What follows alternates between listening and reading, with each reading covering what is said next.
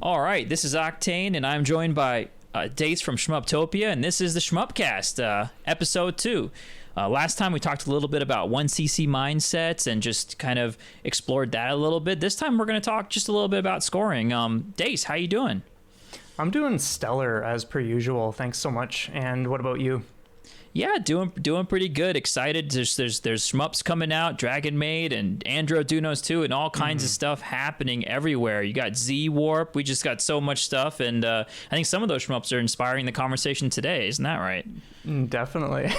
We actually prioritized this one ahead of schedule. Yeah, no, and I thought it was a great idea. Dace actually came up with this one and said, we got to talk about scoring. There's some stuff happening. There's stuff popping off. People are making comments on videos, and we gotta just explore this topic a little bit. Did you want to, Dace, maybe start a little bit about, I want to talk a little bit about just the basics of shmups, arcade games, because I think scoring comes from a really deep kind of it's like a historical piece of almost video game culture in a way of just the primitive games. So I don't know what you learned from your research that maybe you want to start off with. Yeah, so I did a bunch of research on just the very beginnings of the genre and that kind of thing. And I discovered, I think it was called Space War, which came out in the early 60s. I think it was conceived in 61, but then was actually realized on the PDP-1 in 62. By 3 guys or something. I forget their names, but the MIT kids, right? That's just a crazy story. Yeah, I've seen pictures of this contraption, and it looks like something from just the oldest sci-fi movies you can imagine. It's just crazy stuff. But I have actually played the game just on the internet. You can play it for free or whatever, and it's pretty wild. Yeah, there's a link we can probably include in the description or something. Awesome, we should. On or whatever, but yeah. So essentially the way it works is 2 players each have a ship and you can fire at each other. It's on a single screen battlefield. There is a celestial object in the middle of the screen that sucks everything in, just a gravitational force or whatever, and you can run out of fuel. So yeah, it was a very basic form of shooting. But there was one other thing. You can teleport to a randomized location on screen, but that had a cooldown system in place as well. Really? So, meters and cooldown? That's crazy. Yeah. But Space War didn't have any scoring, right, Dace? No, or did it have was ever aware of.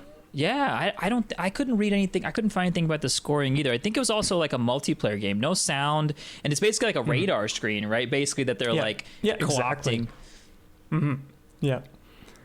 And so that's the first video game that I'm aware of.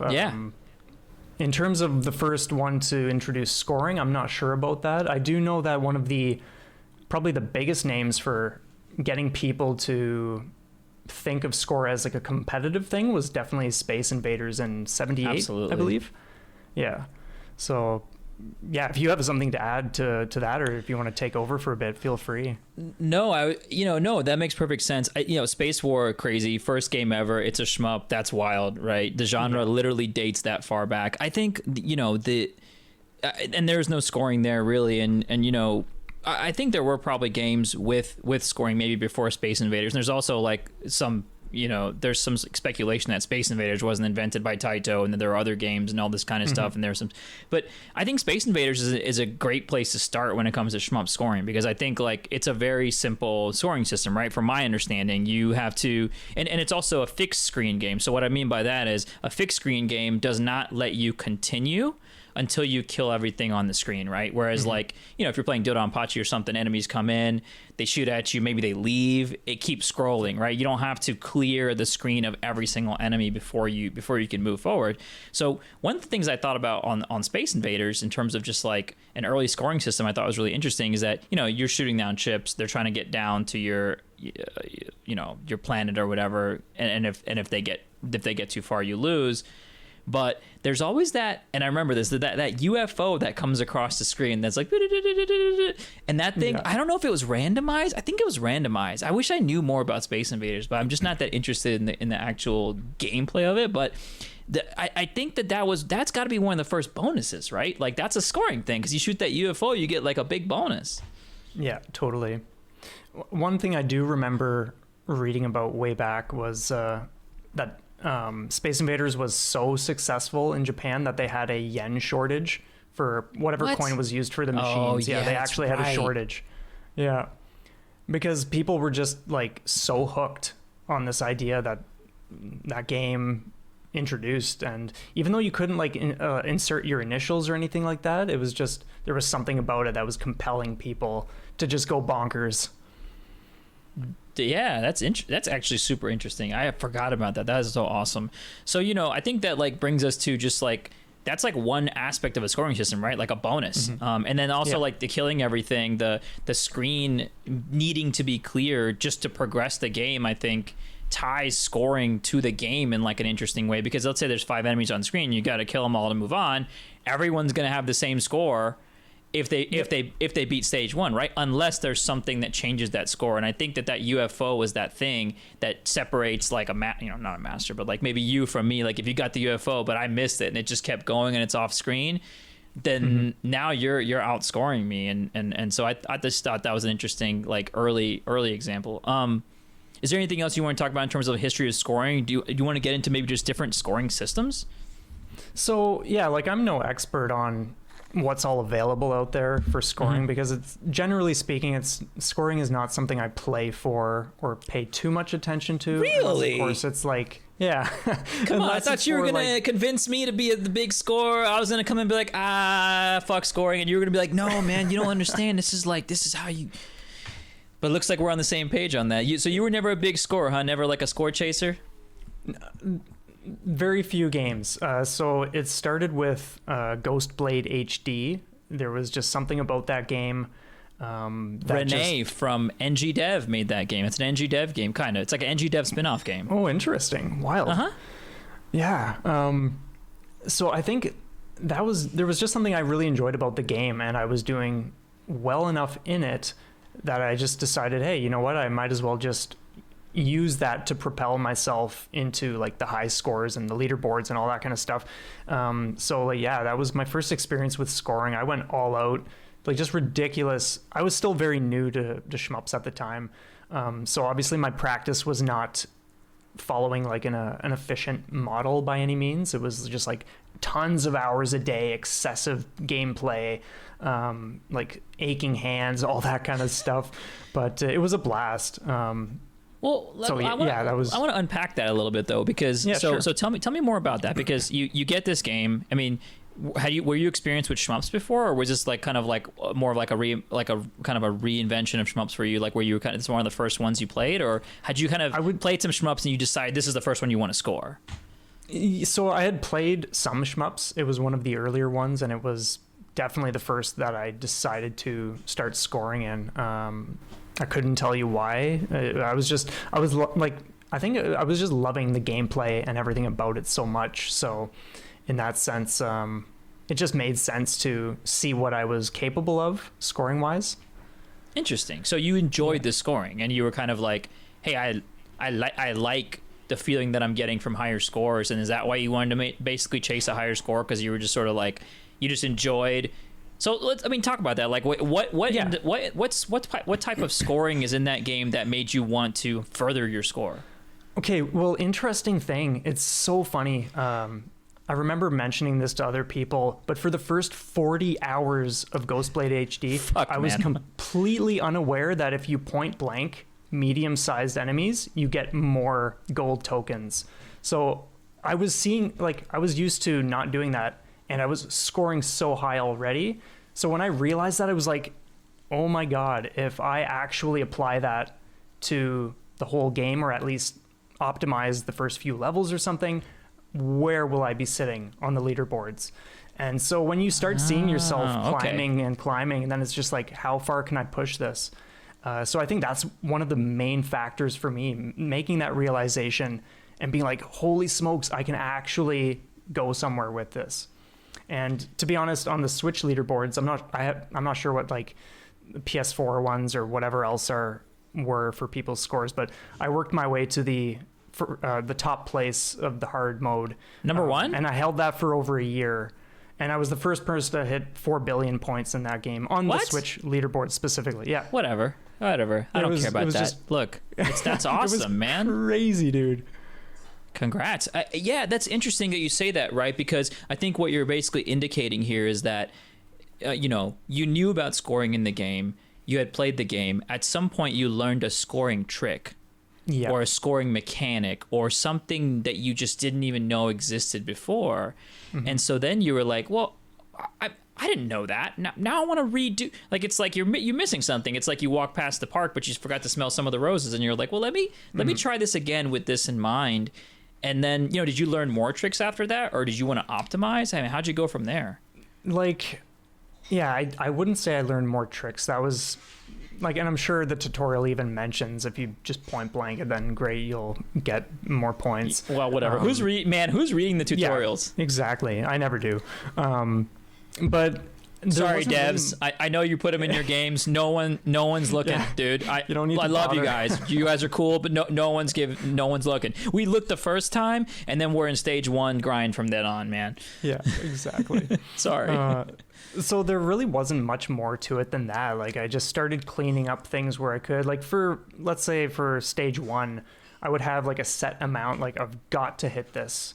And if I don't hit this, like I know for a fact, like I'm not going to have a run where I'm hitting that 4 billion mark. It's just not happening because of how crazy the levels can get. So I did have like a bit of a route and learned how to do a bit of milking, even though like the bosses... I think they're on a timer, if I'm not mistaken, but like some of the side enemies or components, you can kill as many of those as you can within the time limit you have. So it's like there was that kind of aspect to it, like, oh, how many of these can I destroy before the 30 seconds is up? 30 seconds. Yeah, that's a pretty fast timer too. I'm just pulling a number. Oh, okay. I didn't know if specifically a super fast timer. Yeah. So I think, there's that, right? That's like kill everything. I think there's bonuses and like caravan shmups. I want to talk a little bit about caravan shmups because one, they really got my confidence up when I was early. Like, my first 1cc was Crimson Clover Novice, and then I redid that again on PC, and then I did Blue Revolver Normal as my next 1cc sort of journey. And then I was kind of like, now what? I played Raging Blasters, actually, I think, after that. But the reason I played Raging Blasters is I was in the Shmup Junkie forum, and they were having a caravan competition. So I was like, whatever, I don't know, I'll dive in. And it was the demo for the game, so you didn't even have to pay for it. And, caravan modes are... So, a little bit of history. So in, like, the 90s, well, late 80s, early 90s, Hudson Soft had basically, for the PC Engine, had these competitions, very specific caravan competitions, and they had modes in their games that were 3-minute modes, 2-minute modes, 3-minute modes, 5-minute modes. I think it's usually 2 and 5, I think, early on. I think the 3-minute thing came like later, but like I think even past the PC Engine era. But these are like 2-minute modes, specific levels for games that, games that have full career modes, but it's like a specific level. And that level is specifically designed as a puzzle box for scoring. So there'll be like weird bonuses, stuff that like you have to explore. One of the common tropes of a caravan mode is there's an enemy that encircles the player. And if you kill them too early, you don't get the bonus. But if you let them encircle you and kill them while you're inside in Shmuptopia coin term, Pocket of Terror, which I absolutely love and going to use for the rest of my life. You guys got to check out Shmuptopia's tutorial video. So shout outs. But when you're in there, if you kill this like mid boss, when you're inside, you get a bonus. There's certain bosses that come down like this parallel. And if you kill them at the exact same time, you get a bonus. So there's like all these little hidden bonuses that there's usually a brick or some kind of interesting like secret, almost like power up that's in all these modes that like when you get all of them, like the first one's worth 1,000, the second one's worth 2,000, the next one's then worth 4,000, the next one's worth 8, something like that. So it's like by the time if you find them all, by the time you get to the last one, getting to these is also a different thing because a mid boss will come down, and remember I said about fixed screen, so it's like a mid boss will come down. If you don't speed kill it, the game doesn't move on, right? So it's like this combination of bonuses, speed killing waves in the right order, But then Raging Blasters, which is a more more modern game that's twisting up the PC Engine formula, all added chaining on top of that. So chaining, and so but what I was going with that is that like caravan modes, bonuses, that's like, I think that's like the first, not first, but it's like the primitive early sort of scoring modes, right? It's like you want to kill everything really fast, you want to find the bonuses and use those, and then I think like when you get into multipliers and medals and chaining and multiplicative stuff, I think then it gets more modern, and like Cave has a lot of crazy scoring systems. Alpha System has some crazy scoring systems. There's some really interesting stuff out there as you get later. But I just wanted to mention caravans because I'm not a scoring player at all, dude. But that's how that's my parallel to your story, your Ghostblade story. Is I got in that Raging Blasters caravan. I was nowhere near number 1 though. I'm telling you, I think I copped out like number 11 on the leaderboards. That's just on the Shmup Junkie forum. But I played that 2-minute mode for 10 hours. I swear to you, just that like doing amazing, it over and over again because it was like because it's so short, right? It's like you're just gonna run it. Yeah. And I'm like trying to chain, I'm trying to do all this and like use all these chips and tools, and then people are in the forums saying, "Oh, did you try this?" And it's like, "No, fuck, I didn't know that was important." And you like change your strategy. But when it comes to like big games, like that terrifies me. Like a 40-minute game versus a 2-minute game, I can score. I'm with you. Let's go, right? Me and you, we could get down there and score, do some scoring. But like for like a Dodonpachi or something, you're doing 2 loops, all this other stuff.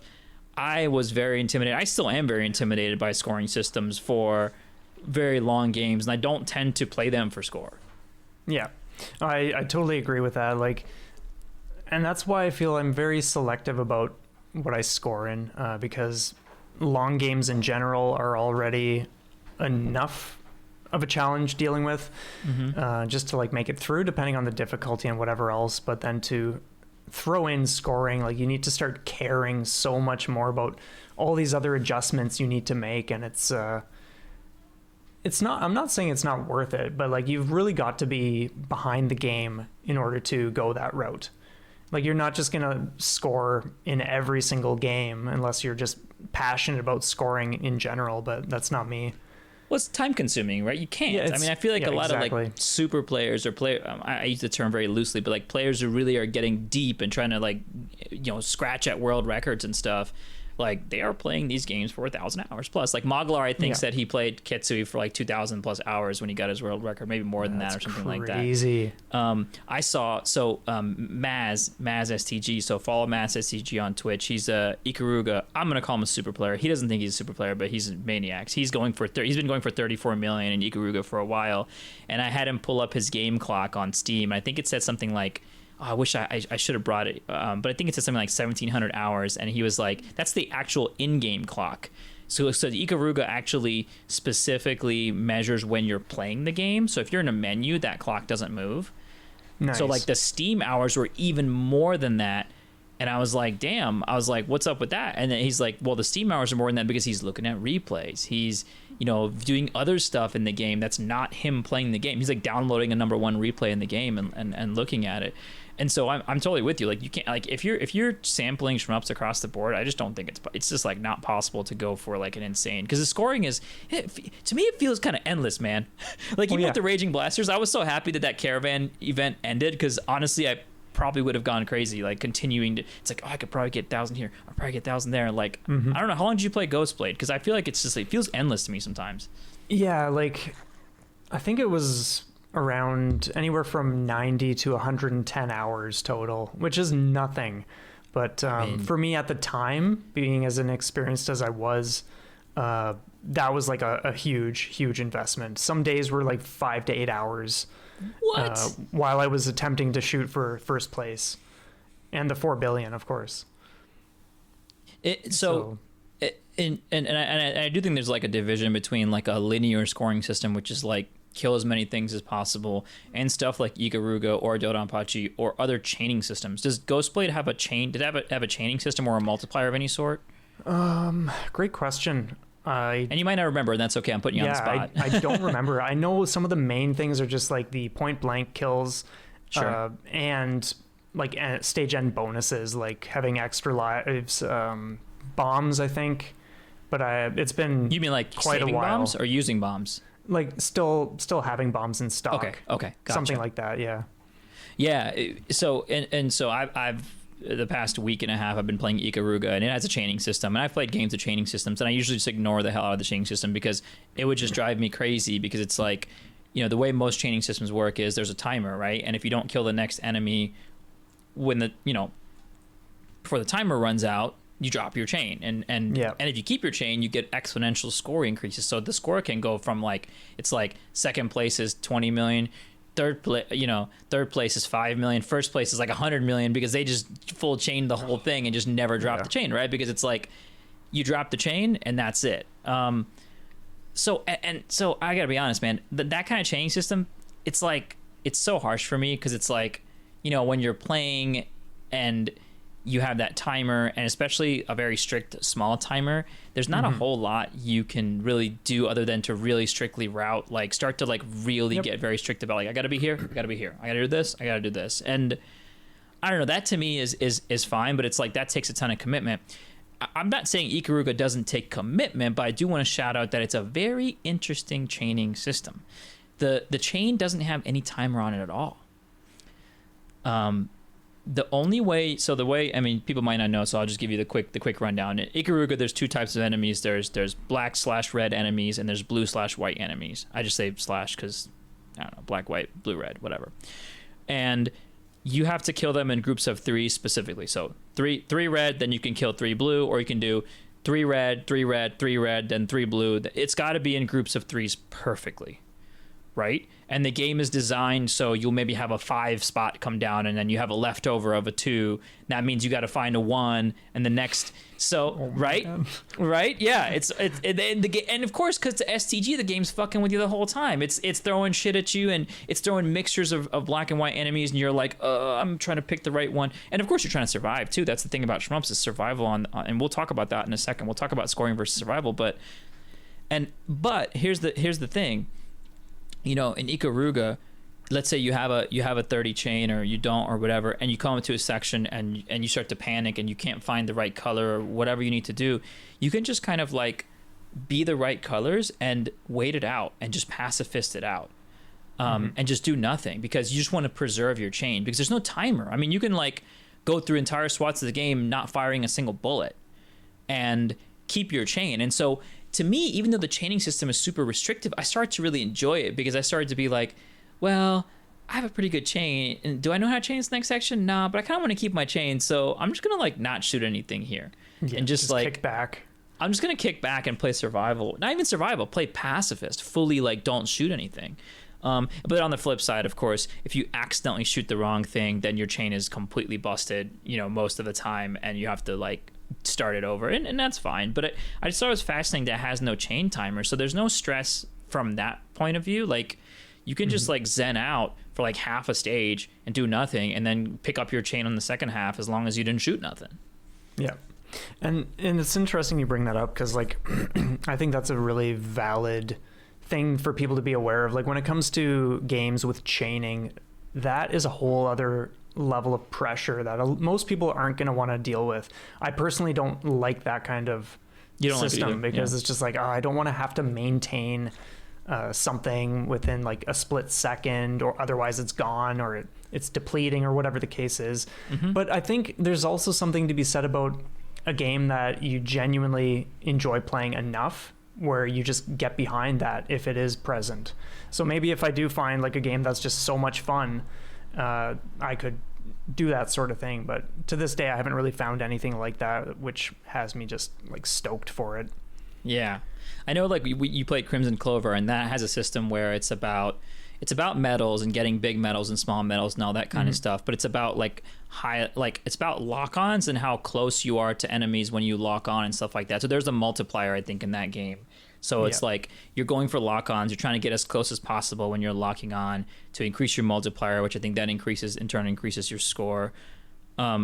Any kind of thoughts on Crimson Clover scoring? Because I know you at least beat the game on survival. So I was curious if you at any point during the game decided at least this section you were trying to I don't know, actively pick up medals or go for score or anything like that.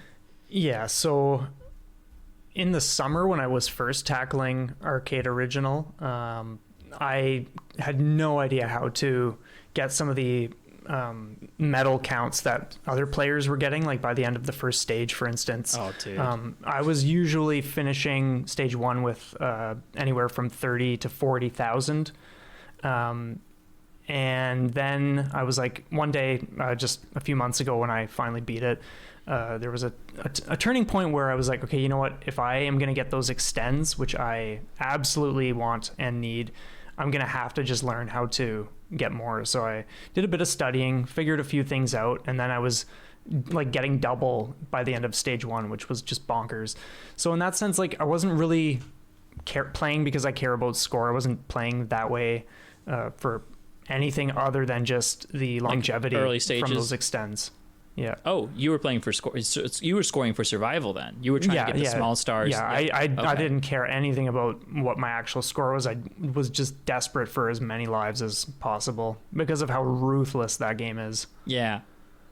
Yeah, before we move on to scoring versus survival, which is a great topic, and I'm itching to get into it, I do want to talk about boss milking because I know you mentioned it earlier, and I want to talk a little bit about that because that's kind of one of the things that got us into this room to talk about this. You know, Z-Warp. I think Klippa just put a video out yesterday saying, I'm not sure if the dev intended this, you know, but in general, it's a new game, and from what I understand, and keep me honest on this, I really want you to talk on this, Dace, but it doesn't have boss timers, right? Correct. And so it is up to the player to figure out what they want to do given any boss. And before I kick the mic to you, like I'll just say a lot of my favorite games may not have boss timers. Like a lot of compile games, compile shmups, compile one of the best. I honestly, like the more I grow and the more I play more compile games. Yes, there's some wonky ones. Yes, there's some like everybody like counter stops them and they completely 9999 across the board because you can like milk everything. But like I never milked stuff because I never wanted to. Like I was still in the role of action hero. Like I want to kill this guy and save the empire. I don't want to sit here and dilly-dally. Like I'm not here to like score. Like I never thought of shmups. I never think about shmups in a way that's like, well, I'm gonna score. I'm like more like into the story and embodying like what's happening. And so like in compile shmups especially, and I played a lot of them, many of them can be counter stopped. A lot of them, I don't think, like very few of them have any kind of boss timers, but it never bothered me. It would just, it would just simply be it would simply be one of the scenarios where someone on the forum would come and say, oh yeah, Musha, like easy save spot counter stop, like 99 lives in stage 2, right? And I'm like, oh, I didn't know that. And to me, Musha is not easy because I didn't do that. I didn't like do the save spot. And so I think like there's games that I've played with supposedly that have boss milking in them. I didn't even know. And it never bothered me. But I want to hear your experience with Z-Warp and get your thoughts on that. Yeah, so I have very little experience with milking in general, but I think my main experience is with Z-Warp. That is like the little bit that I did in Ghostblade doesn't really count because it's like you have a time limit, so it's like you're just getting a few extra points and it's not even really milking. But with Z-Warp, here's the thing. Like Void Gore, by the same developer, if I'm not mistaken. It is. Arabong did Void Gore. They also did Project Starship X. Yeah, great game. So like with Void Gore, I got really into that for scoring, and Z-Warp going into this, I knew, okay, like there's a huge chance that I'm just going to be drawn to the idea of scoring for whatever reason. And that was certainly the case. I got my first like clear the night the game came out. I just started on hard mode. Look at you, first clear the night mode. Look at you. Because when you're playing on hardcore mode, you get a better score than if you're playing on like the easy or medium mode or whatever it's called. Why? Let's talk about that. Wait. Let me hold on. Back up. If I'm not mistaken, let's say we'll just use the normal mode for instance. I think the maximum chain buildup or whatever you can get is like 8 or something like that. Whereas if you're in hardcore, it's 16. So when you're killing enemies, you can build that up. And if you go into a boss fight when it's 16, it will lock into that or whatever it's set at when you enter the fight. So what I started doing after I had beaten the game normally, I started experimenting with just pushing my score more and more and experimenting with what I could get away with in terms of the boss fights since there was no timer. And I very quickly realized that, okay, the stage 1 boss is the easiest to deal with, obviously. So I'm just going to see what I can do in there. So I started just soaking up, like the way it works is the boss will go through cycles of these different attacks, and without you doing anything, it will transition to the next cycle when it's done its phase, and everything on the screen at that point will be converted into collectible score items.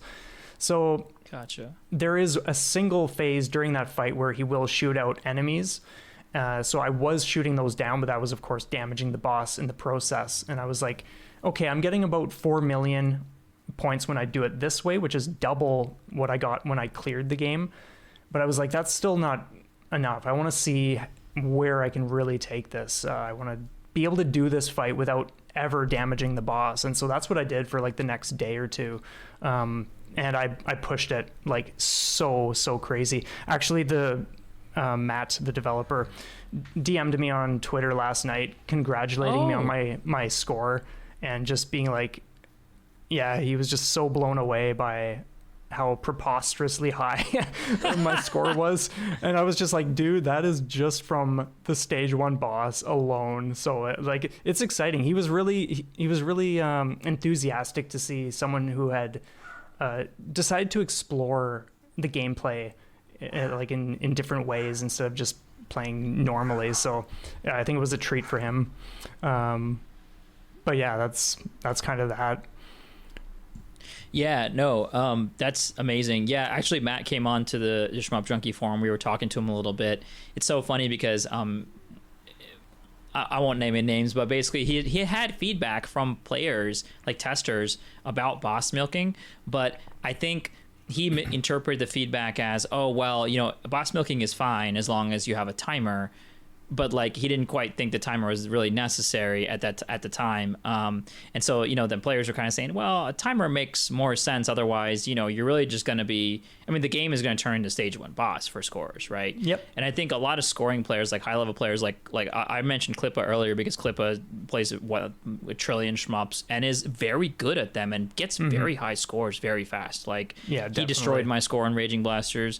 I think he's the only person other than G Alaska who, I don't know what the hell G Alaska did, if it's a legit score or not, but if you look at the Moon Dancer Caravan, which is another game by Terrarin, if you look at that, I'm number 3, Klippa's 2, and this dude G Alaska has like, I have like 900,000. I think Klippa has like 950 or something like that. And then this dude G Alaska has like 3 million. So either he full chained the game and didn't drop a single chain, or there's some fishy something going on because it's an astronomically high. But that's the thing with chaining. That's the thing with chaining games, you know, if you drop it. But and Klippa was saying, and M Night and others were saying, and Scheister introduced them. So like M Night and Mishi and Emperoring and Rizardi, these are players who in Shmup Slam played Shikigami, Castle of Shikigami, which is an alpha system game. And Castle of Shikigami, the first game, has a very infamous boss milk that is the way everyone gets their score. And the way it works, you know, contrary to how Z-Warp is, which is like go to stage 1, you know, set up your tent, get your sleeping bag ready, you know what you're gonna do, and just relax and bomb and try not to hurt the boss. The way it works in Shikigami is most of the game is difficult as hell, and Shikigami 1 is in general a very difficult game, very weird. You got to speed kill certain bosses, and you get to a point in the game. I don't want to like get into super deep in alpha system, but they have specific mechanics. But you get to a point in the game where you can milk a boss, but it's quite late in the game. In fact, I've never even made it there. But you get to that point, and these players milk this boss for like 400 seconds or something like that. More than that. It's like a 10-minute milk. It's a long boss milk. When you get there, if you can milk the boss, and the funny thing is, the milk is quite different depending on which character you pick. Some characters kind of can't milk it that effectively. Yeah. The way it works is there's a boss right in the middle of the screen, and the boss has these crystals on top. The crystals shoot lasers down. And so if you sit above the boss, you can damage the crystals without damaging the boss. Crazy. And so you're just going to damage, but the key is you still have to kill the boss because the scoring bonus is really good. So you have to, like, towards the end, you have to start damaging the boss. Otherwise you're going to lose. But everybody who plays Shikigami who's a high scorer gets that point, does the milk, and gets all their lives and bombs back, right? For the rest of the game. And they're usually set because, like you said, you know, you can get your extends and all that kind of stuff. In Shikigami or in Alpha System games, there's a life cap. So you can get many extends. In fact, you can get infinite amount of extends during the game, but it caps out very quickly. Okay. Right. So it's a resource system, but it caps. So like I think in Shikigami it's 5. Is it 5 bombs, 3 lives? Gosh, I'm gonna sound like an idiot because I can't remember my Shikigami, but I believe it's 5 bombs and 3 lives. But basically, you know, when you die or when you miss and you lose a life, you get a bomb in return. Nice. But if you have 3 lives and you keep getting extends, you get nothing. You can't you know, milk up a stack of 20 lives and then just like put the controller down for the rest of the game. Yeah, for sure. So the way that game is designed, even though you can milk, it doesn't change the stakes on survival that much. It just basically means like you no miss the game until that point. You know, it brings you up to no miss pace, but it doesn't like a compiled game or other games would like you have. In Musha, people have like 87 lives after they milk one boss, and then they just like they don't have to play the rest of the game. Basically, you know. I don't know. Like in Z-Warp, do you get extends from that? I have never like noticed any score-based extends. Like okay, well that's cool. Yeah, at you least. can just get like health pockets that you like need to detonate with your bomb to collect them or whatever, and that's kind of like your extra life. But I just want to ask a question. Like when you mentioned how some people do the whole milking for 10 minutes, is 10 minutes considered long in milking? It's a pretty standard time. Oh, you mean just in general for milking in a video game? Yes. Okay. Yes. And you know, I'm so glad you asked that because the segue could not be any more perfect. This is why I love doing the podcast, the Shmupcast with the homie Dace, because what M. Night basically said in the forum directly to Matt is he said, you know, most players don't want to milk a boss for 5 minutes or more than 5 minutes. Exactly. Because, you know, it's okay, but generally speaking, you know, players who are attracted to high scoring games or want to get deep, like into a Katsuya or whatever, into a Battle Garega or whatever, they're looking for something that like holds their attention and really makes them work for it and really makes them like get excited about the scoring systems and like get further in the game or do different things. And when you have like a boss milk that effectively breaks the game or breaks the scoring, it just kind of turns into that. And for me and you, it might be like good practice to like milk that boss for a bit because maybe we don't have fundamentals, but to a high scoring player, it's just it's like walking. They're just like, okay, I'm just gonna like eat the sandwich real quick. You know, it's not engaging, you know, to them. And this is coming from a guy who does 10-minute Shikigami boss milks because they want to get high scores. And I think, you know, their defense to that is it's not an easy milk, especially for certain characters. The rest of the game is still quite difficult, and you still have to score the rest of the game. You know, milk isn't a counter stop. It's not like an easy counter stop. But because that boss does have a timer, it's gonna time out, right? Which was the biggest piece of feedback that the community, at least our community, had for Matt, which was like, dude, you gotta have a boss timer because even if you're milking the boss, it's all good. But like if it's infinite, that's when it sort of starts to become a little bit game breaking, or a little bit just kind of ridiculous. So I think 10 minutes is a very long time. I don't think that anybody wants to milk a boss, you know, for 10 minutes. In Soldier Blade, I've been playing the Soldier Blade Caravan with a friend of mine. You know, hopefully if he's listening, he'll know who he is. But I am thinking that I need to milk that last boss instead of killing it. So I think I'm gonna try that. But this is a caravan mode that's 2 minutes long. You know, so it's gonna time out. It has to time out. That's the nature of the caravan mode. So I think timeouts are like, I don't know, an important. So even Shikigami, you're doing it for 10 minutes, but it is gonna time out, right? So I think timeouts are just an important thing. Like, I don't know, if for games like this that have a lot of flexibility in their boss design, like what do you think are good ways to, like, if there's a boss that's can basically be like infinitely milked, like what would you prefer in that case if you wanted to actually like pursue scoring? So again, with like my experience being as limited as it is, and I did brainstorm some ideas because like the predicament with that is like when it comes, like, I don't want to get too ahead ahead of myself because I know we're going to be talking about leaderboards soon, but like the thing is, people who are not playing for like the milking approach, but they still want to see how high they can score, there's really no gauge when they look at the leaderboards to see like, oh well, who's doing what, like so in that sense I feel like there being some sort of way to differentiate would be really cool. In terms of leaderboards, you're saying there should be a difference like between how certain scores are achieved and boss milking breaks that difference? Is that what you were saying? Yeah, because like I personally think like it's not like I want to see every game have milking opportunities, because like in that sense I don't care, but in a situation like Z-Warp where it just happens to be there, it's like, oh sweet, I'm going to explore this, I'm going to see what I can do with it. But yeah, like not everyone's going to be into that, and I think people who want to play the game normally and see how their score compares to others, they have a predicament, because it's like, well, the milking players are sandwiched in with the non-milking players. There's a very loud vehicle outside. It's all good, no worries. The Shmupcast is a every man's podcast. You know, we take the noises with the great thoughts in one clean package. But you know, I agree, and I mean, I think you can't, like, I don't know if you can divide leaderboards, but I just think, like, you know, if milking is a part of the scoring, then it's just going to be part of your top scoring, because it's just going to outscore everything else, you know, usually speaking, because usually it's not like you milk at the cost of anything. You know, most of the time it's you're just chilling, you know, or you're doing something very difficult maybe, but it's not, you know.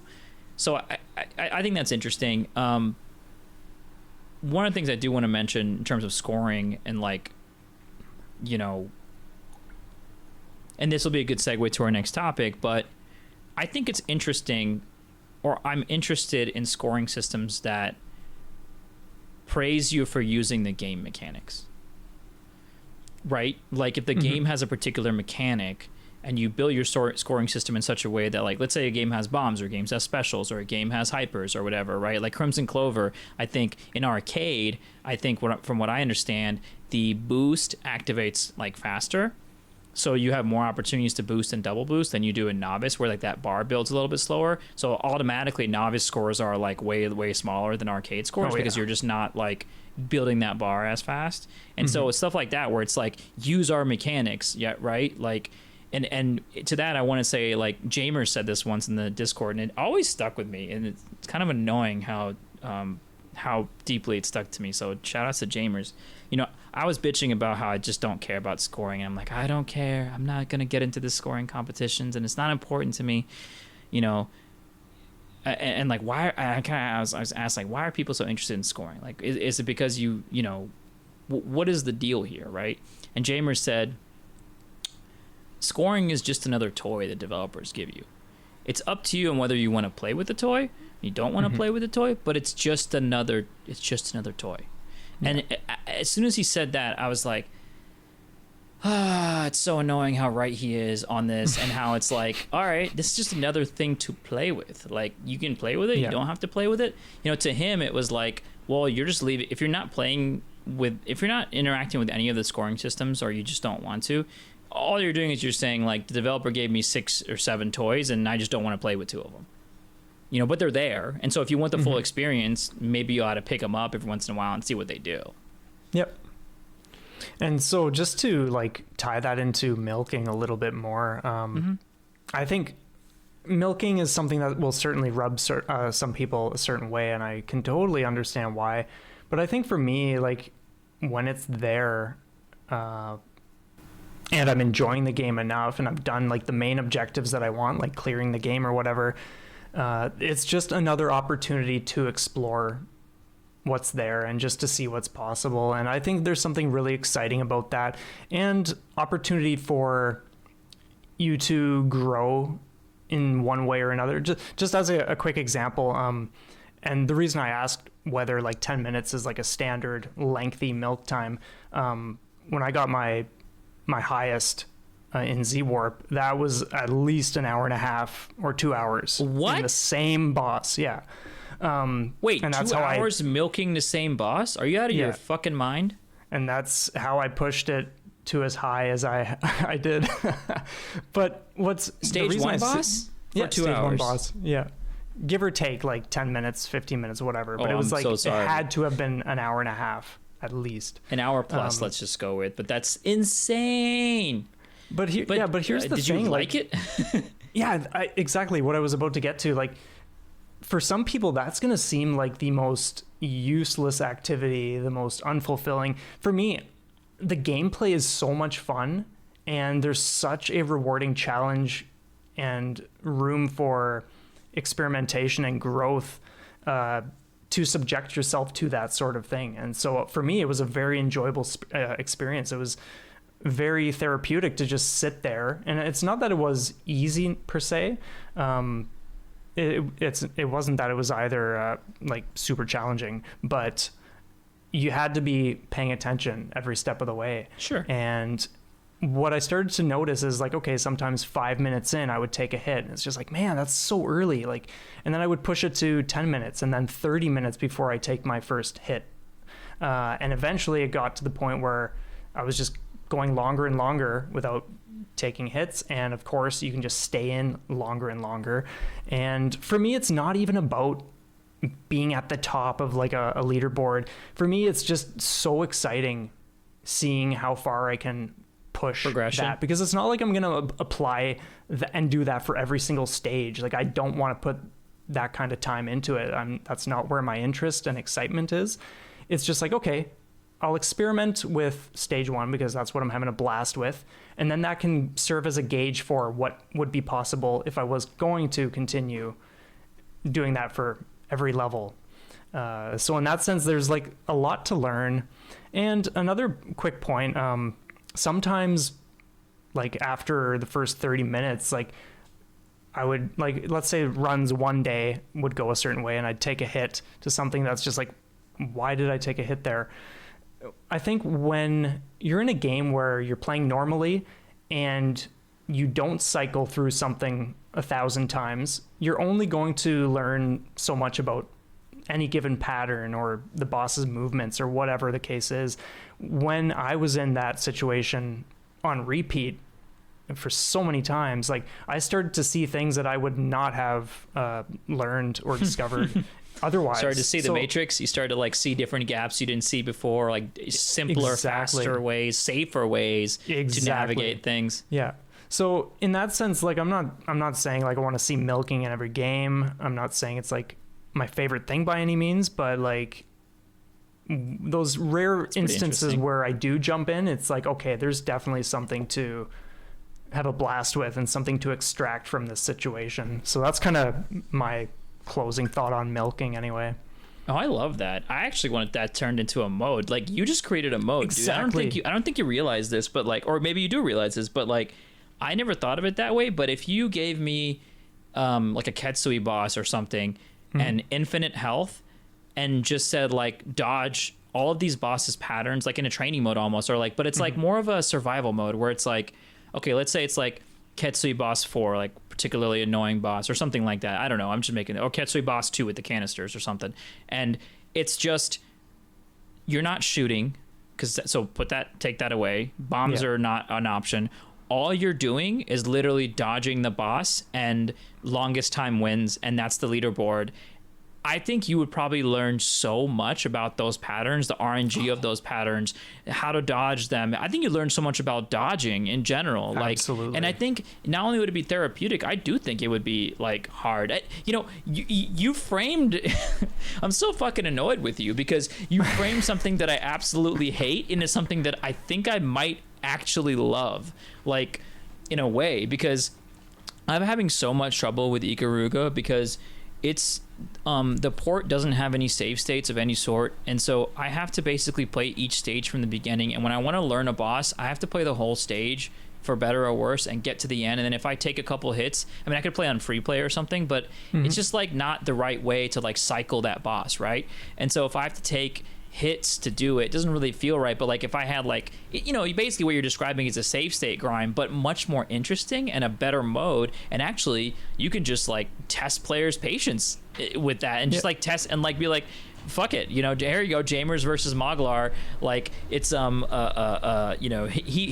or Evacaneer Doom or whatever, like TLB, the big B from Dodonpachi, and just like dodge insane attacks, go for it, and as long as you can survive is better. I think that would be rad. I honestly, I would welcome that mode, and I don't think I've ever heard of a mode quite like that. I think that developers take note, and we have already trademarked it. We're talking to our lawyers right now, so don't even think about it. Exactly. It's going in the next game, the Shmuptopia Shmup.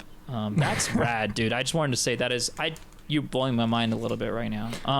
If I can just add to that, please do. You actually, like, that's something I was going to mention, but I forgot. But then you mentioned it anyway. I was thinking about that idea last night. First, I was thinking, okay, what if leaderboards work in such a way where more information is granted? So there's a breakdown of like, oh, okay, I can see this player was in stage 1 for this long, scored this many points, and then they moved on to stage 2, That way, like, if you were going to have milking and non-milking players together, at least people have more information to work with. But then I was like, well, that still creates a bit of an issue, because the milking players will always be 1,000 miles ahead of anyone else who's not doing that. So yeah, it was the idea that you just mentioned is pretty much what I was thinking about. Like, just have a mode where you can just loop. Because here's the thing, like, another thought was like, oh, well, even if you're attempting to create a loop with, let's say, MAME and save states or whatever, MAME, however you want to say it, that doesn't give you the same experience. So the only way to do that would be to have a separate mode. And so yeah, we're definitely thinking along the same lines, which is fantastic. So Shieldmade MX is a indie game made by some, I'll say, friends of mine, because I've grown to become friends with the devs of this game. And Shieldmade, because they didn't have a replay system, they're actually working on the replay system right now. So, inside baseball there. But sweet. Hopefully that works. But in lieu of a replay system, they actually have, and we'll put it on the screen here, at least a screenshot of it. When you open up their leaderboards and you look at each of the players, like each of the top scorers, you can pop it open. It'll actually show a chart of their score, their multiplier time, their time spent in Shield, in a time frame format. So you can see how they got their score and in what stages, like almost like a graph, like a lifeline. Super cool. It's super cool. We'll put it right here so you can have a look at it too. But it was like, it's like such a creative way. Like, look, we don't have replays because our game was built in a particular engine and replays are hard, or there's RNG or whatever. But what we can offer you guys is this like dynamic. And I was like, this is genius. This is better than replays in some ways, because it's not spoiling the game. It's just saying like, oh damn, this guy was in Shield for 2 extra minutes than me, like no wonder, like, and I know exactly where in the stage he was. So let me try to like figure out what here he's doing, or she is doing that I'm not doing. So I'll definitely share that. But it's they're a cool indie devs, but it's like a really neat, interesting idea. I totally agree. I think scoring, like, leaderboards should come with replays, leaderboards should come with scoring analysis, and it's just really interesting. Also, like in Ikaruga, how this is one thing I really like about Ikaruga, because the game doesn't have like power-ups and like bomb stacks and stuff like that, so you can't like break the game necessarily. Only thing you get resource wise is extends, and you get a laser which resets at the beginning of every stage, and you can earn it by like gathering, by eating enemy bullets, by being the same color as them and just running into them and absorbing them. Because the way the game is structured that way, each stage in that game is a leaderboard, has its own leaderboard, and they save it. So let's say I did a run yesterday. It was like shit run. Like, I didn't get to as far as I wanted to, whatever, but my stage 2 was like amazing scoring wise. Like, I just had a really good stage 2. So even though I died in stage 3 and the run was over, the game was like, got it, took the stage 2 score, told me how far I climbed up the specifically stage 2 only leaderboards. So cool. Put that up on the leaderboards online, and at the end gave me a summary saying rank up, and we uploaded your score, no problem. And so you don't even have to play that game all the way through. You can just like play stage 2 like for the next month or 2, or you can just like do full runs, and it'll still take your stage 2, 3, 4, 5 scores, and it'll still split them up and your final score and put them into their respective buckets. And because the game is structured in a way that you get no advantage necessarily, like no scoring advantage anyway, by being in stage 3, having played 1 and 2 before that, like there's no like if you die, you die, and if you lose all your extends, you lose all your extends. In fact, having like dying will decrease your score, so having more extends doesn't actually help you in any way. So there's no advantage. So they've chunked the game out in such a way that it's completely even for all players, whether you're playing for 1cc, whether you're playing for just a stage. And I was like actually blown away by how much people don't talk about this part of Ikaruga that's like super well structured and super interesting. And so, you know, no one can take that 6 stage 2 away from me, even though it was encapsulated in a really shitty run otherwise. That's still like, I'm still like 900th or something on the leaderboard on stage 2 on easy mode. So I just want that. I just think that's a really cool way to split up scoring if possible. Most games can't do this because they have bombs and they have stuff that like carries over from stage to stage. But if your game doesn't have that stuff that carries over, you know, you can structure it in this way. So Ikaruga is very fortunate to not have mechanics that are going to break that. But I just thought that was like amazing.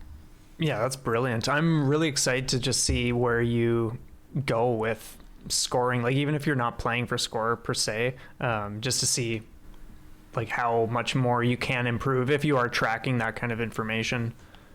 I am, and I think this is a good segue to scoring for survival, because the reason I'm scoring in Ikaruga is because I got to the end. So like I was practicing. The way I played Ikaruga is it's like the first game I really started to practice before I do full runs, because I knew that the game was going to kick my ass, and I knew that like I wasn't going to like walk into stage 4 blind and just know what the hell I'm doing. Like I needed to play them in chunks. So I did that for like several days last week, and then on Saturday I played my first like from the beginning type run, and I actually got to the TLB. Like I was like blown away. I like got to the very end and only got 1 extend the entire time. And I'm seeing runs online where people are getting 2-3 extends. And I'm crazy. like, yeah. And I was 800,000. So I got 7.2 million, and the extends come at 3 million, and then the next 5 million every. So it's like 3, 8, 12, no, 13. Oh, my math sucks. 3, 8, 13, 18, so on and so forth. So I wasn't getting that second extend. So then I was like, well, I should probably learn some chains. And then I started getting addicted to chaining, and now I can't even get out of stage 4, well, very often, because I'm like doing stupid stuff, trying to save my chain in places and dying and like rushing things. So I'm like, I'm going to get to the next section because I want to learn how to chain it. Like, and like, because, you know, then I don't have access to save states, so I can't fix that in any way. But yeah, so I am tracking that. I am starting to like accept that like the 1cc is just like not my goal anymore, because I want it to be my goal, but my brain doesn't go there anymore. It just wants to like chain and like, I don't know, learn more stuff. And I'm like, stop training, dude. We got to get to the end. Like, because this TLB, I can't practice it. It's not in any of the modes. I have to get there to see what patterns I'm going to be facing. I've watched videos on it because I have no other way to like familiarize myself. But I need those. I need those extends for the end, Dace, which is why I'm kind of like getting into chaining, because it is going to help me in that for that end game. Like, I think chaining, yeah. So, and the chaining is hard, but it's like I'm in that place with Ikaruga now where it's like I'm playing and I'm kicking myself for doing dumb like theoretical things during runs, but I don't want to like get back into like just stage scoring and stuff like that, because I do want a 1cc. Like that is my goal. Like my goal is still 1cc. On easy, yeah, for sure. Easy. And easy is hard. Easy's kicking my ass. Oh yeah, it's definitely a challenging game. I booted it up a month or so ago just to jump in for the first time in ages, and like I think I was playing on the normal difficulty, but like just taking hits in stage 2 or like barely scraping by to stage 3. Yeah, like you've really got to commit to that game specifically. You can't just jump in and like, okay, I made it to stage 3, I can coast through the rest of it now. It's like you have to commit. Yeah. So scoring for extends, that's one way in which scoring kind of interacts with survival. The other way I heard you talk about is like point blanking for score. Yeah. In Ghostblade, you know, point blanking, obviously dangerous maneuver, right? You could get shot in the face. So exactly. Like, what are other things like you think like in terms of scoring versus survival that like either push or pull? Because obviously extends is a push. Like you score, you get extends, it increases your survivability. So like, where are the pulls where it's like, oh well, you have to do risky things to get score. Like for example, milk a boss that might be hard to milk. Yeah. And yeah, it's interesting. Just the topic of scoring versus survival. I like even though I'm not someone who plays for score, generally speaking, I do like when the way the game is set up kind of entices you to score at least a little bit, because you do want those desirable things like the extends or extra bombs or whatever. Like Devil Engine is a great example for that. The more it's the more score, the more bombs you get, and bombs are like the only way to just clean up boss fights so quick so that you just do not get destroyed. So like in ways you need to be scoring a little bit in there just to get all those extras. But yeah, that's crazy. I think like, man, sorry, I'm still blown away that you beat Devil Engine very hard. Like some of your trophies are just so high. Like I'm so impressed. But Devil Engine is crazy. I always forget to use the fucking bombs, frankly, because they're not really bombs. It's like, it's like a missile or a laser. Mm-hmm. Or depending on which power up you have. And so like, since they don't clear the screen usually of anything, mm-hmm. like, or help, right? They don't, right? Like, correct. It's a really interesting one because you have two abilities: your so-called bombs, which are just like special attacks depending on which ship you have, and the absorb, which is like the closest thing to a screen clearing ability that you have, but it's not like that destroys enemies or anything. It just clears like a pocket around you. If your multiplier is like at the max or whatever, it's like a 5 or 6, I think. Bigger clear, right? Then you have a bigger space that sucks in the bullets. You always have access to it, but obviously if it's at like a 1, it's just like a tiny like, and it doesn't like next to nothing.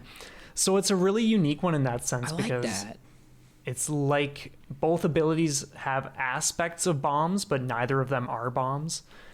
But it's vital. Like honestly, the red weapon is like the straight shooting missiles. Like you can certainly beat the game bosses with any, but that is like the fastest way I've found to just rip right into bosses. Because if you don't, like things just get so chaotic so quickly.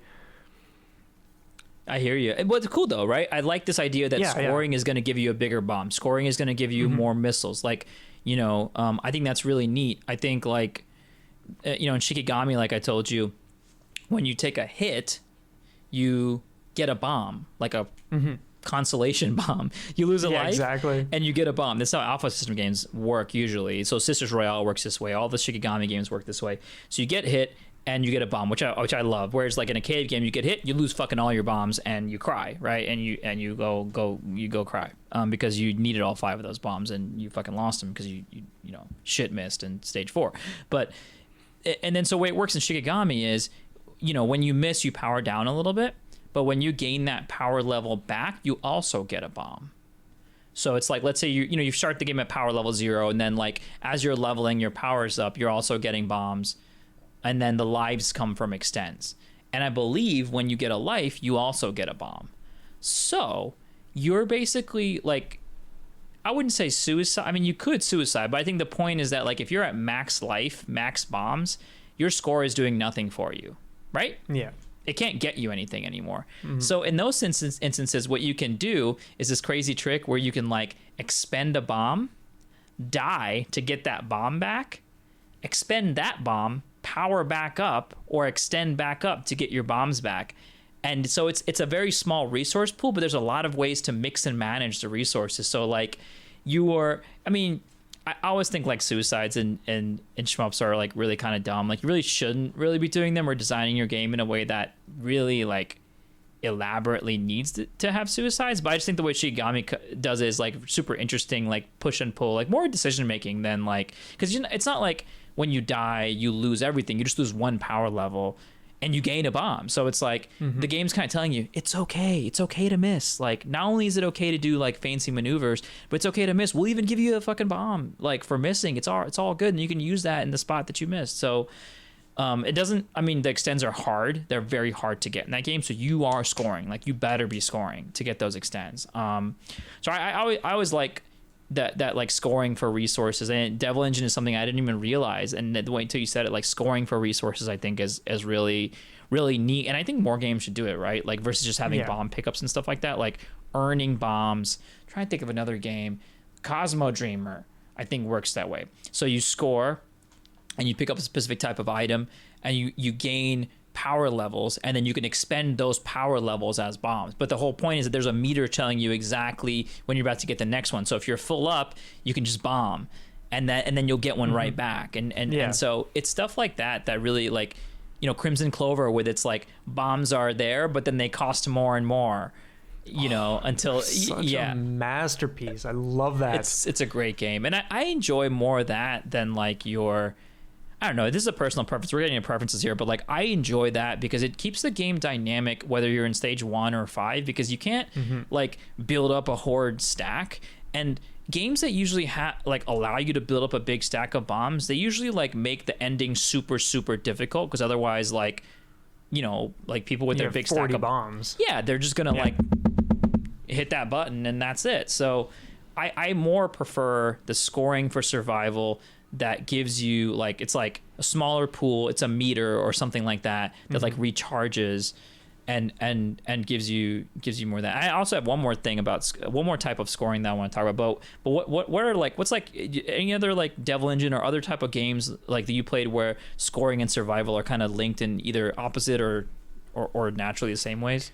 Oh, I think a prime example of something that is going to rub some people a certain way, but like you have to do it this way if you want to get the extends. If I'm not mistaken, it's Gun Nail. Right from the moment you start that game, you have to kill yourself. Die immediately. To like, yeah, you have to like go down to the point where you can only take one hit, and that way you're scoring more. And if you don't do that, you will pretty much like, you might hit the first extend, but it's obviously going to take longer. But like that second extend is, you're never going to see it unless you do it that way. So that's like one example that comes to mind. Yeah. Have you cleared Gun Nail? No. I want to, man.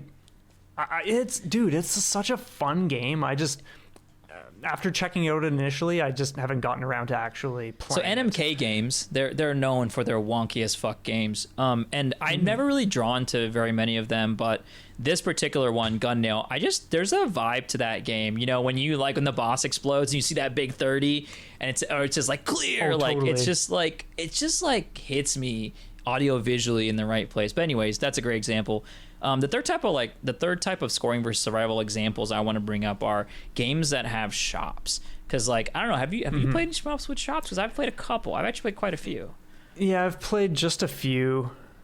I'm not crazy about them, to be honest. I'm going to turn you around on that. Don't worry. Just not today. But which ones did you play? Because it can be a bad experience. I can totally sympathize with that. Yeah, so like when we're saying shops, do we mean like buying permanent upgrades and other things, or what? You can define it. I mean, just talk about whichever shops you've experienced, and I'll tell you about the shops I've experienced, because the shops can come in many. You're right. Like so I didn't mean buying permanent upgrades. I meant more during a run. Usually, like I don't think I've ever played a shmup. Man, maybe Sterden is like, this isn't this. I didn't play Sterden, but like I'm trying to think of a shmup where you can unlock, like use a shop to unlock a permanent upgrade. I can't think of one that I've played.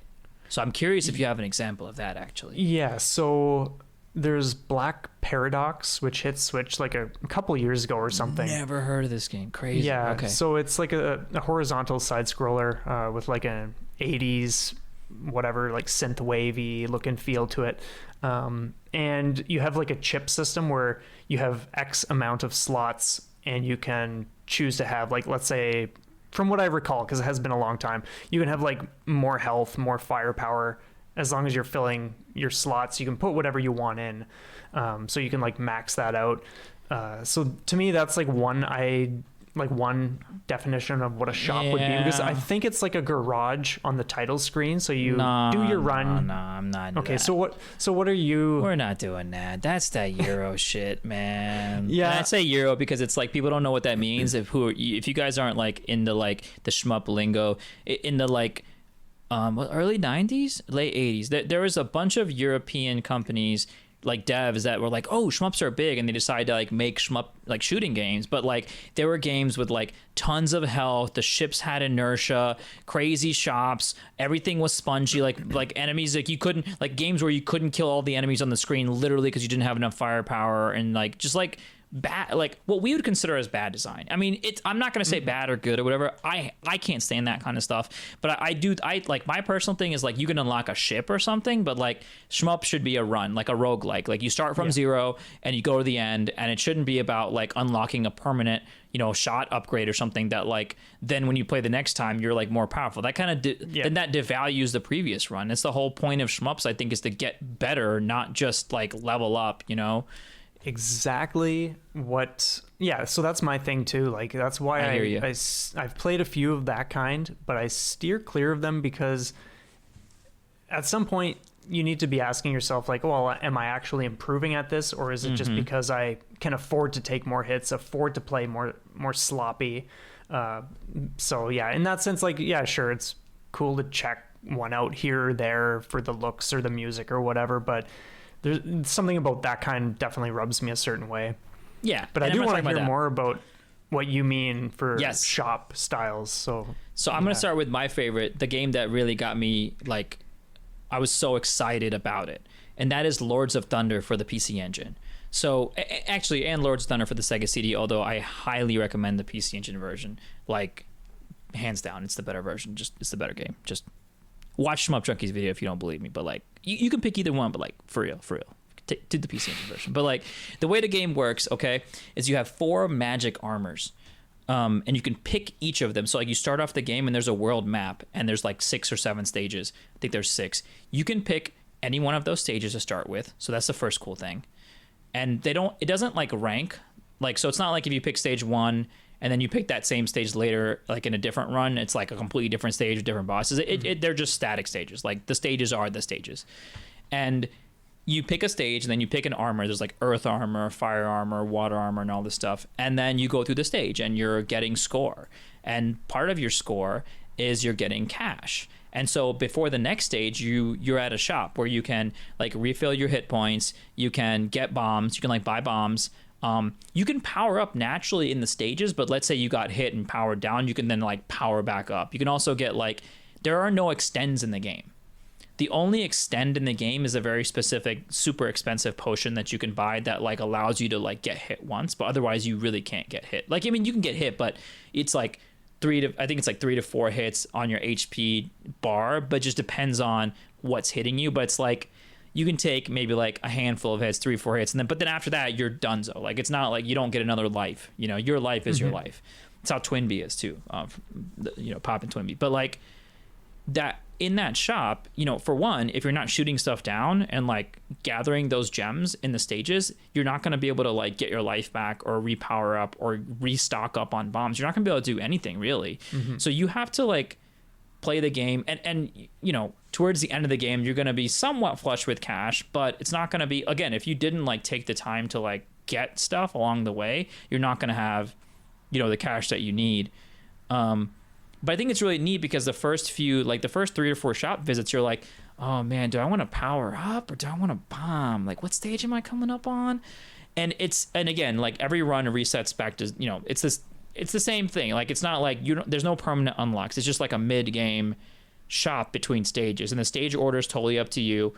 The music in that game's rad. And I honestly, like, I don't really like shops because then I'm like, well, you know, do I just need to like permanently power up? But honestly, the shops basically cover your deficiencies more or less than anything else. They don't like they don't like overpower you beyond something you couldn't find in a stage. You can power up fully, and I think bombs, I don't think you can find bombs and maybe like a few stages have bombs. Bombs are more rare, so you probably have to buy those.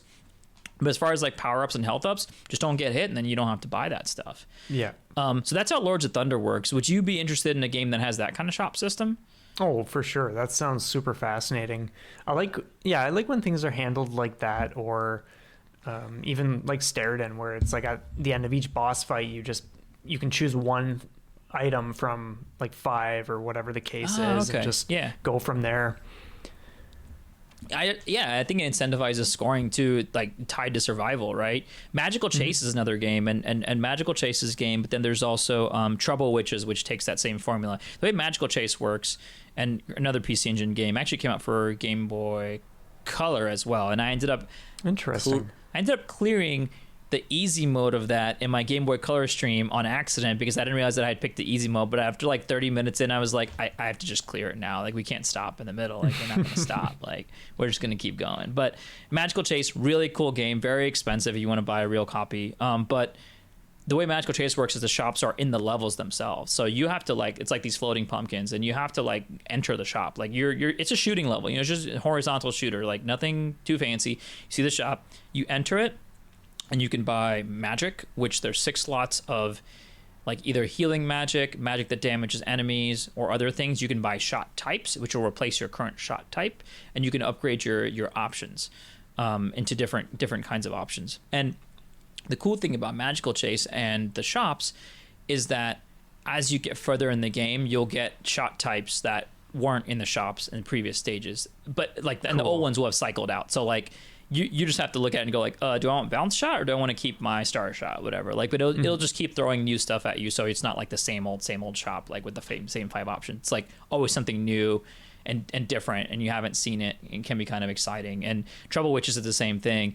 What I find interesting about those is that, like, let's say you're in a stage and it's like you're getting bombarded by bullets and you see a shop, you just run into the shop because it's like and you're invincible, right? Because you have to get into the damn shop. So it's like it's actually like a cheap way out of like a bullet barrage, especially in Trouble Witches, where Trouble Witches is bullet hell, man. They will throw bullets at you. So like if you can like wait until you're swarmed, because I mean the shops do fly by, so you'll miss your opportunity. You can like not go into the shop if you want to, like, and just don't interact with it if you want, but. You know, if you see one and then you're in like a deep shit, you can just like beeline to the shop and just get the F out of there. It's so funny. But yeah, those are some cool shop systems. Yeah, it's funny you mention the witches one, because what was it? Magical Witches? Trouble Witches. Trouble Witches. I literally just saw a screenshot of that, or like a short clip of that last night for the first time. It looked amazing, like graphically, the art style and everything. So yeah, that's Trouble Witches. Cool. I'll tell you a little bit about it. So like I think the original 360 version has a particular art style that's like maybe some consider a little bit different, a little bit better. Then there's like a Steam version, and there's like a true arcade version. And so there is a version on Steam that has that arcade version packed in, but the like normal mode of the Steam version is like a full widescreen. But there's some like graphics. There's some graphical differences. Like there's like the 360 version has certain bosses that are actually 3D polygonal, or rather 2D, and they look really nice. And then the Steam version, they're like 3D polygonal, and they look maybe, I don't know, depending on your opinion, like maybe less nice or whatever. But in general, the game is super cool, super interesting, and hard and kind of obtuse. There's some like weird bosses in that game, but yeah, definitely check that out. But yeah, that has a shop. You probably don't want to ignore that shop. You want to get in there, get some good shot types and some good items. Yeah, just chill out for a while. Yeah, but again, it all comes down to like, why am I scoring? You know, am I scoring for survival? Am I scoring because it's fun? Am I scoring because I really need to get 1 million to beat this leaderboard? You know, because that's just what I'm doing for. And in this case, it's like, yeah, you want to gather those high gems to go and like make your survivability, you know, that much higher. Speaking of leaderboards, like what, like, I don't know, this is a small topic. We kind of already covered it, but I think like, you know, any thoughts on like games, just like games with modes and leaderboards? Because I think one thing that I want to say is really interesting. You mentioned this earlier. You said like hard modes of certain games give you more score. So to me, that's like super interesting, because it's like then you might want to say like, well, do you combine the leaderboards? Because it's like then you're enticing the player to play a harder mode so they can score more, and you just combine it and keep it elegant? Or would you want those separated? Like, what's your take on like leaderboards in different games with difficulties and stuff like that? Yeah, so I think 2 examples that come to mind right away are, of course, Z-Warp, because like it has all 3 difficulty modes. One leaderboard? On one leaderboard. And if I'm not mistaken, Jamestown Plus works in a similar way, where it's like there's the information shown like as to what mode the player was playing in. Yeah. And like all that kind of stuff. But still, it's like on a single board from what I recall. I don't personally mind it because like again, I don't want to see that implemented in every single game. I do like when things are organized and separate, but there is something to be said about the times where that is like a sandwiched kind of experience, because someone who isn't playing for score likely isn't going to check the leaderboards. They might want to look once or something just to see how they did, but like if they don't care, they don't care, and that's fine. But for people who do have a bit of that bug in them to see if they can improve their score by a bit, or at least, oh, okay, maybe I can make it into the top 100 or something, it might be a form of encouragement to jump into like normal mode. Let's say they're like the 100th place on easy. It's like, oh, well, if I just go to the next difficulty up, even if I'm not clearing the game, I'll certainly be scoring probably more than I did in easy mode. So like, it's just another way to get people feeling a charge for doing something they might not normally do otherwise. And I think that's cool in its own way. Like, again, we don't have to see this all the time, but it's just when it is present, I think it's just fun in its own way and has its pros and cons, of course. But yeah, that's kind of that. Yeah, no, that makes perfect sense. Yeah, I don't know. Like for me, leaderboards, it's like I just want to say, like, if I'm close to the top, I'm gonna be excited to keep going For sure. But if I'm like 40,000, then I'm kind of like, well, I don't know. And if I feel like I played pretty well, like in my mind anyway, I'm like, well, I don't know. Like, I'm not sure. I do want to put like, I think what's interesting, I do want to like plug this game, Revolver 360 Reactor. It's like a really weird, really innovative Steam shmup where you rotate the entire screen as a cylinder. Crazy. Instead of, yeah, so you can dodge and stuff, right? But you also have a laser that shoots like behind you, but you can rotate the entire screen with like, you know, the triggers or whatever you set your controls as. It's a really cool shmup, really interesting. It's not so much about dodging. It's actually more about like rotating the bullets so that you can dodge them instead of like actually like dodging. So it's you can do dodging too. It's kind of a fascinating game.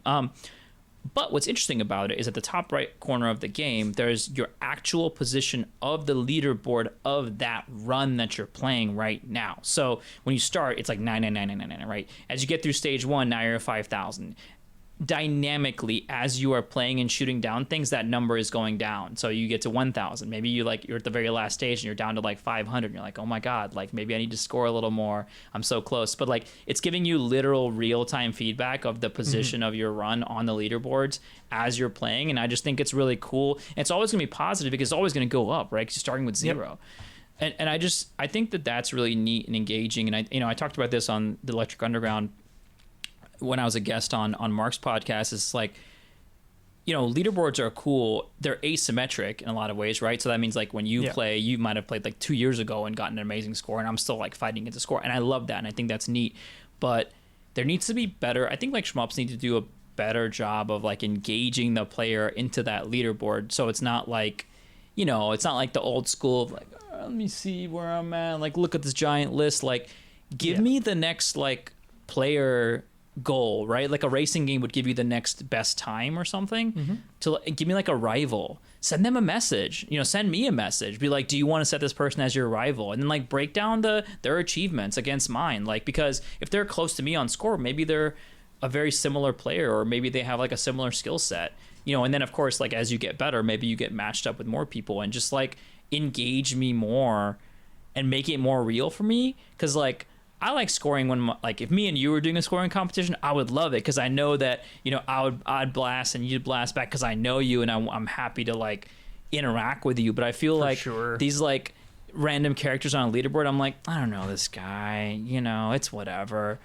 you know. I don't know if I really want to like, I don't know his like skill level. I don't know if it's even possible for me to get there. And I don't, like you said, I don't know if I want to get into the 200 hours of trying to get to whatever. I just assume that you at the top, or whoever at the top of a leaderboard, has put some serious time into shit, and I ain't about to, at least not at that particular juncture, unless you like start to lead me on, right? And like say like, all right, why don't you do like this stage better. Like the Ikaruga grades you per stage. Oh, it's the worst, man. You get like a C plus and you're like, no, I want to fucking B. Like it's like, but it's still goading you. It's trying to say like, hey, just like, don't worry about the run, but maybe try to get an A in like stage 2, or maybe try to get like a B in stage 3, because right now you got a C plus. So I want to see more of that in leaderboards, of just like grading and different ways of like pulling the player aside and saying like, dude, you're so close to this.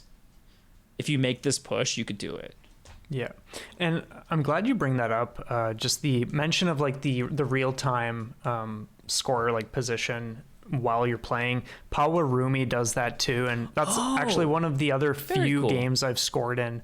I think at the time I eventually trailed off, but like I was going hard into that on like going the hard mode. I was in the top 3 and I was like so close to hitting the second place, but eventually I just got onto other things. But what got me hooked on scoring in that game was right in the middle, top of the screen, you can see what position you are. So when you see yourself like I think it only shows the first 100 and then nothing else gets shown. So it's like you're playing and then boom, 97, or like boom, 88, or whatever the case is. And you're like, how far can I take it? Like if I clean up the first stage for sure, like that's going to help. And then I can tweak stage 2 boss or whatever. Like it's just exciting. Excuse me. It's just exciting having that kind of real-time engagement and motivation.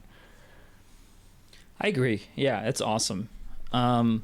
Is there anything else you wanted to cover on scoring? I did want to do a little bonus segment at the end, because I wanted to highlight 2 shmups that I don't think that people probably know a lot about. Yeah, we could probably just swing right on into that, to be honest. Sounds good. So one of them I actually have a clear on my channel, which is so it's funny, we've been talking about Shikigami, right? And actually this developer has made a lot of shmups alpha system, and they made one for the PC Engine called Psychic Storm, and I have a clear of that on my channel. I was guided by a friend on the Discord on how to get this clear and which character is good and stuff like that. So it wasn't relatively easy clear for me, but I didn't notice until like halfway through, and we'll put some footage here, but that game has no score at all.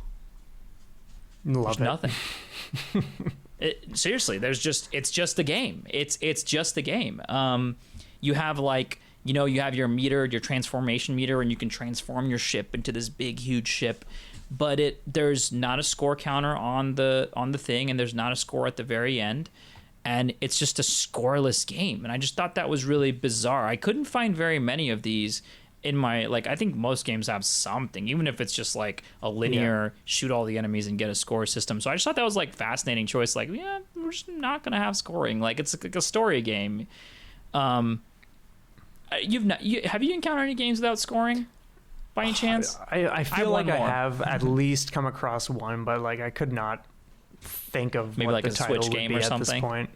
Yeah, but Like they're so rare that I wouldn't be surprised if I've never actually, but I would need to go over all my games. Check the tapes. Yeah, the other one is another PC Engine shmup called Metamore Jupiter, and it's a very theatric game where you have all these power-ups and your ship like transforms, and like there's like a lot of dialogue and like cutscenes and stuff. Like it's a very like you're exploring these alien ships, alien worlds, kind of like that kind of like adventure game, but like back in the day. I mean, it's a shmup. It's a straight up shmup, but it's like the vibe of it is very adventure-y, and it also has no score that I know of. So and I actually played. I haven't like played much of it, but I did play it. I actually died during what I thought was a cutscene in that game and just hit like Alt F4. I was like, what the hell, you guys? Like I was like playing and then like doing well, and then there was these cutscenes where it locks your ship up, but like I thought I was still in the cutscene, but I wasn't. Like a ship ran into me and killed me, and everybody laughed. Like in chat, I was like on stream, and I was like, "Fuck this game." I love it. It was terrible, but Metamore Jupiter is fine. It's not a bad game, but it's like, what do you think? Like, I'm assuming that you're of the opinion that like shmups absolutely need score, because I've actually held this opinion.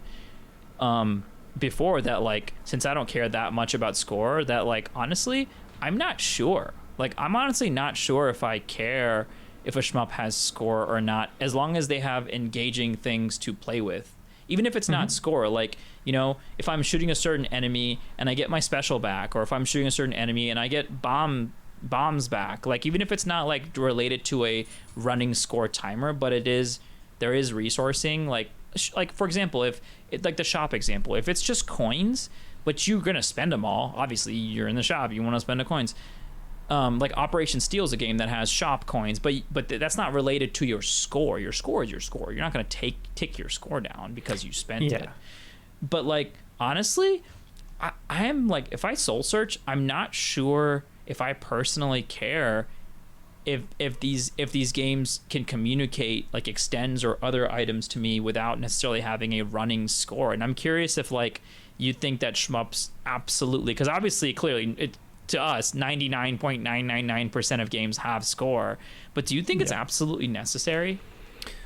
Definitely not. Interesting. Like as much as I have like mentioned a few times where it's like, oh, I was shooting for like this place or that place, it's like, it's not about the number. Like it's literally, I just want to see what I can do. I want to put myself in situations where I can grow because I'm subjecting myself to major challenges, and I feel there's a lot of potential for growth when you're doing that specifically.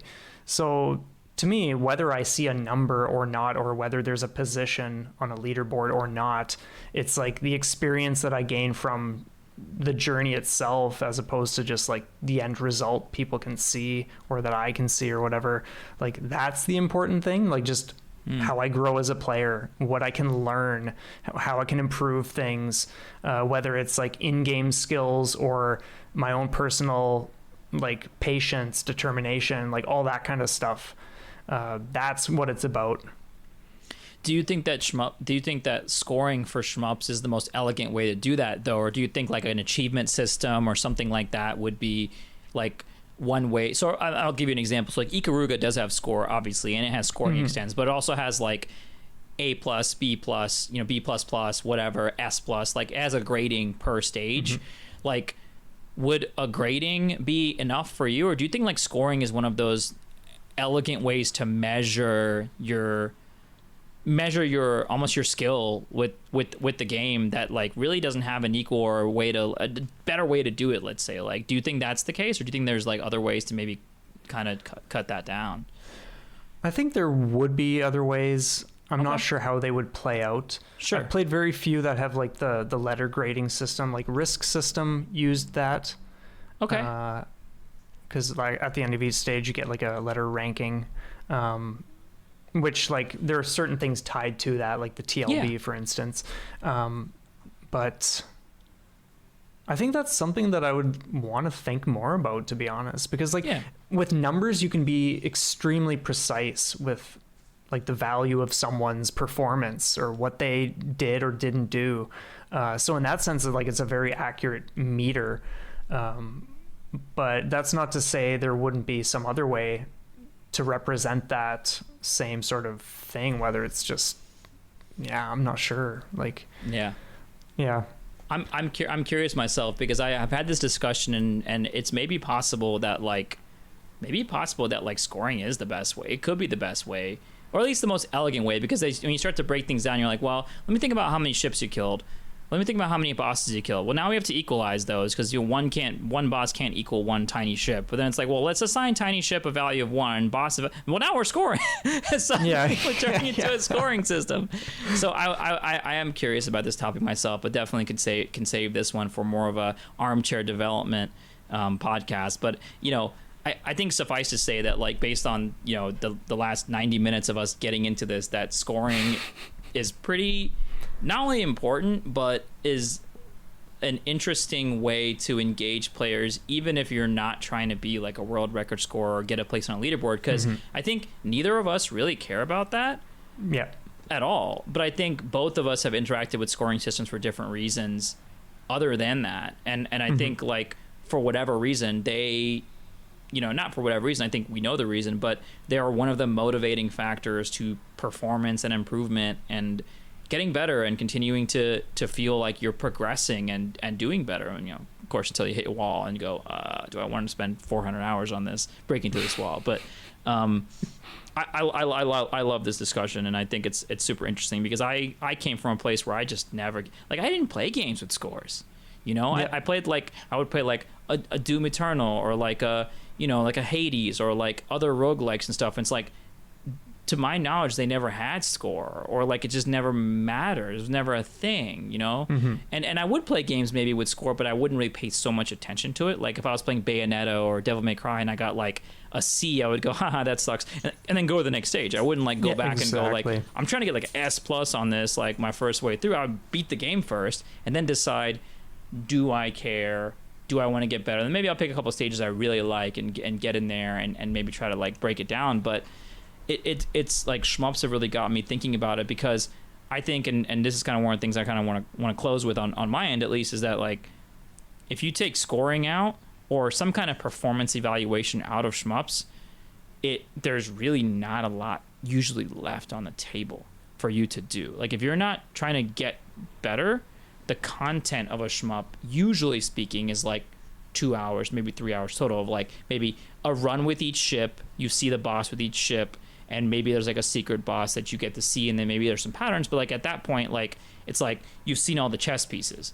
Now it's all about just being a better chess player, and I think score is like the way to do that. So I think like very specifically for shmups or arcade games, without score or without some performance evaluation metric, like what are you gonna do? Like no miss maybe, and I think speedrun maybe, because I know speedrunners have broken that down and said, we don't give a shit if your game doesn't have score. We'll make our own scoring system. It's called time, and you name it, any game can be applied to, and we'll just create our own scoring system because we want to get better or faster or whatever. So it's like you could do that, you know, or you could do no misses or whatever. But like I think that because the games are short and meant to be replayed, that you have to have some kind of performance metric, otherwise like what's left? Yeah, like you, and that's the thing. Like I think if someone enjoys a game enough, then whether there's score or not, they're gonna play it more than that's true a game they don't like.